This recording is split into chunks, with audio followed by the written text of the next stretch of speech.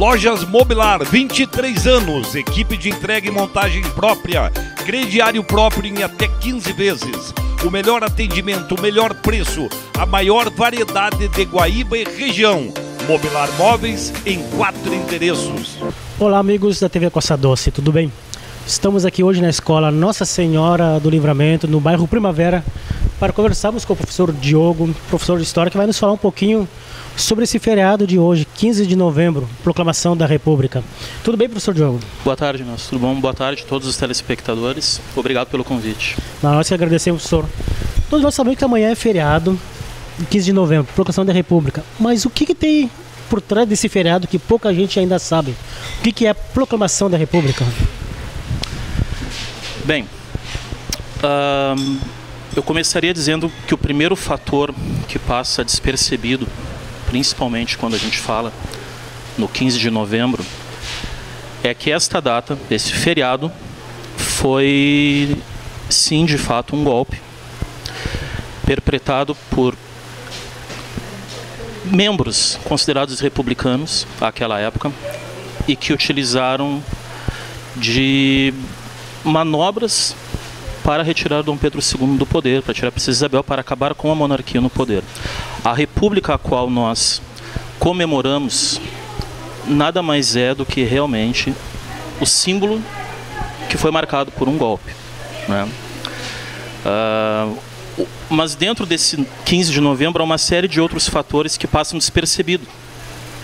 Por exemplo, é muito estranho nós pensarmos no personagem que é dito como proclamador da República, como ele simplesmente chegando ao centro do Rio de Janeiro, a capital, então, Império do Brasil, e montado em seu cavalo, ele gritava "Viva o Imperador", ao invés de "Viva a República". Sim. Assim como é muito estranho perceber mais adiante depois, o Marechal escreveu uma carta para o seu sobrinho, Clodoaldo, carta esta que está disponível a qualquer um que queira, é só acessar o Arquivo Nacional. Nós temos disponível na internet todo o acervo do Arquivo Nacional, onde o próprio Marechal fala para o seu sobrinho Clodoaldo: não se meta com esta questão de república, porque ela e a destruição total caminham juntas. Então, o 15 de novembro marcou, sem dúvida, o começo da nossa república, isso daí não há o que negar, mas é importante a gente ressaltar que o 15 de novembro ele é um golpe de Estado. E como qualquer golpe de Estado, vai contra o poder constituído, não é verdade? Ainda mais em dias como estes que nós vivemos, onde qualquer questão sempre se levanta o brado do golpe, né?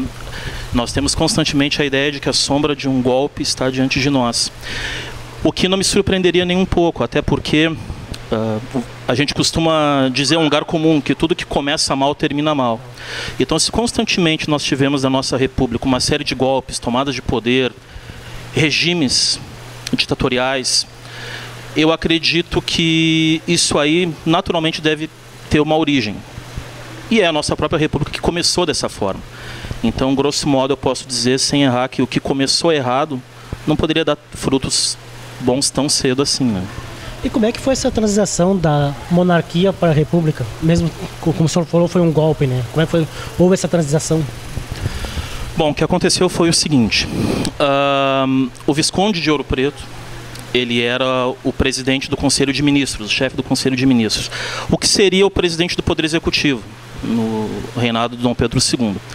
Estava findando o período dele para conselheiro, e alguns indivíduos republicanos, Quintino Bocaiúva, Rui Barbosa, procuraram o Marechal Deodoro e informaram a ele algo que não é verdade. Informaram a ele que, a princípio, quem sucederia o Visconde de Ouro Preto seria o Gaspar Silveira Martins, nosso personagem histórico aqui do Rio Grande do Sul.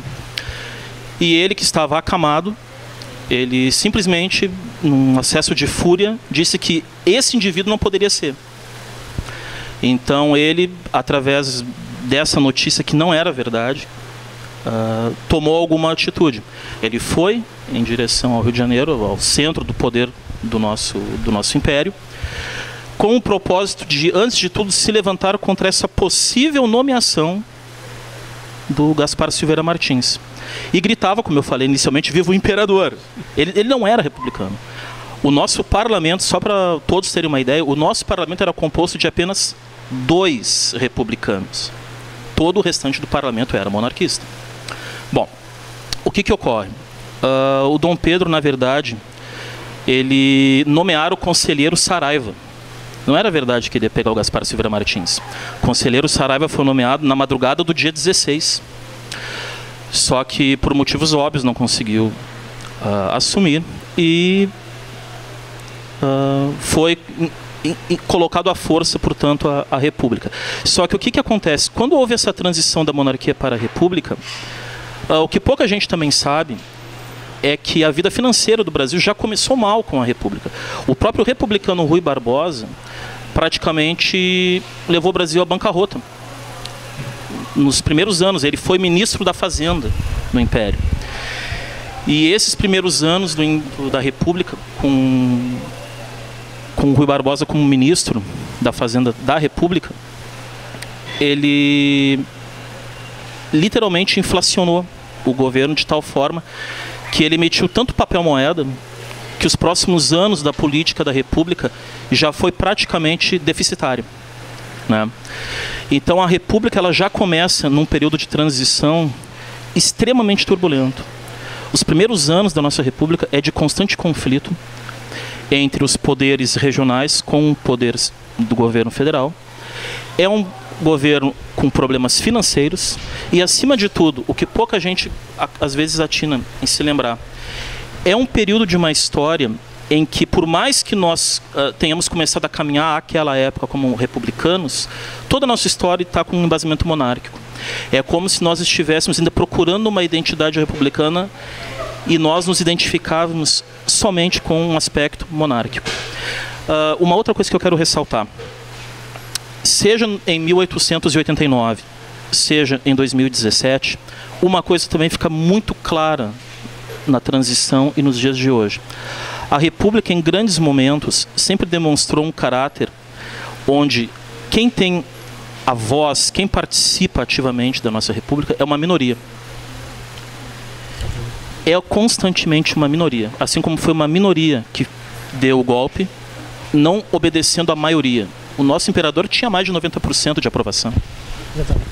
Com mais de 90% de aprovação e tinha também o apoio da Igreja Católica. Será que no momento que a Igreja deixou de apoiar Dom Pedro II, ele enfraqueceu e por isso a República se aproveitou? Olha, eu creio que não. Eu creio que não pelo seguinte. A Igreja Católica, quando andou par e passo com o Império, fez com que não só o Império, mas a própria nação, o próprio povo brasileiro, tivesse um embasamento da sua vida alicerçado em valores cristãos que tornaram o nosso povo o que nós somos. Por exemplo, um exemplo bem claro. É normal nós verificarmos com os nossos pais, com os nossos avós, uma fala de que no passado era melhor. Na época de meu pai, dos meus avós, nós tínhamos uma outra conduta, um outro comportamento, nós vimos as coisas de formas diferentes. No âmago de toda essa questão, se nós analisarmos, os valores morais e também os valores cristãos, eu digo cristãos porque nós somos em grande maioria cristãos, estão se perdendo. E não é necessariamente um governo que faz isso. O governo pode incentivar esses valores, né? Visto que o que está em jogo aqui é a preservação da família, a preservação desses valores. O que eu acredito que possa ter ocorrido ali foi um possível distanciamento em alguns pontos específicos, mas ninguém jamais ia distanciar o que foi a monarquia e o que foi o povo ligado com a Igreja. Como que eu posso confirmar isso? Exatamente nos dias de hoje. Nós confundimos a ideia do que é um Estado laico. O Estado laico não é aquele Estado que não leva em consideração a Igreja para o seu povo. Nenhum governo, até vou olhar para a câmera para dizer isso, nenhum povo e nenhuma civilização que já pisou nesse planeta conseguiu existir sem ter valor moral baseado em alguma crença. Quando você fala de Estado laico, você tem que ter um governo que toma decisões tentando ao máximo ser imparcial. Mas jamais um governo, um povo vai dar as costas para alguma crença, porque são essas crenças que dão os seus valores. E retomando a tua pergunta, chegando no ponto exato, se nós somos realmente cristãos, somos judeus, somos de religiões afro, não importa. Se nós temos alguma crença, é porque o nosso povo estava acostumado a ter essa liberdade. E isso mostra a herança que o Império nos trouxe, de realmente levar em consideração os valores da fé. E hoje o senhor, como professor, como um brasileiro, e sim, acha que a República valeu a pena, não valeu? Se seria melhor a monarquia ainda naquela época? A gente vê para a situação. É importantíssima essa pergunta. Não, eu acho assim, ó. Temos que olhar os momentos históricos à luz do seu tempo, né? E eu acredito que seria, de repente, até um tanto perigoso eu comparar o Brasil do Império com a República de agora. Mas algumas coisas são interessantes nós pontuarmos, né? Vamos começar um pontinho com relação ao Império. O Brasil, durante o período imperial, mais especificamente na década de 80, a última década do Império, o Brasil tinha a segunda maior marinha do mundo, tanto em poder quanto em número de navios. O Brasil, o Império do Brasil, era o 9º maior império que já existiu na humanidade, em extensão, maior até que o Império Romano do Ocidente. Nós tínhamos uma riqueza tão pujante que nós éramos um dos poucos países na época que poderia cunhar moedas em ouro e prata. Imagine você, né?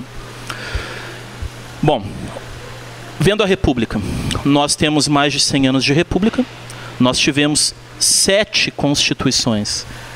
Até o período imperial, a nossa Constituição era uma das 3 mais antigas que já existia. Tivemos 7 constituições, se contarmos a de 37 do Getúlio Vargas, são 7 constituições. Nós não tivemos ainda um período de estabilidade política significativo, perto ainda do que teve o Império, mais de 60 anos. E nós não tivemos um grande avanço onde a participação da população realmente se faz presente. Eu diria francamente que, se eu analisar os fatos à luz do seu tempo, eu não tenho como errar. A República falhou, está falhando, e realmente está falhando de uma forma grosseira, ainda mais nos dias de hoje, onde a gente vê, por exemplo, 3 poderes que não são poderes imparciais. E essa minha fala se dirige exatamente ao Poder Judiciário. Recentemente acreditava-se que o Poder Judiciário seria o único poder que poderia mostrar o que realmente é a ênfase de uma república. Pois até o Poder Judiciário se mostrou incapaz disso. Então esse foi o professor Diogo. Com certeza nós teríamos muito mais perguntas a fazer, mas o tempo para a internet é curto. Então agradecer ao professor por ter nos explicado, ter dado praticamente essa aula de história para nós hoje, né, professor? Obrigado. Muito obrigado, eu que agradeço, Nelson, mais uma vez a participação no TV Costa Doce. Obrigado a você que acompanhou e principalmente estude a nossa própria história, tá? Como dizia o comediante Groucho Marx, você vai acreditar em mim ou nos seus olhos? Veja você, interprete você o que você estuda. Muito obrigado. Obrigado então, pessoal, e até a próxima.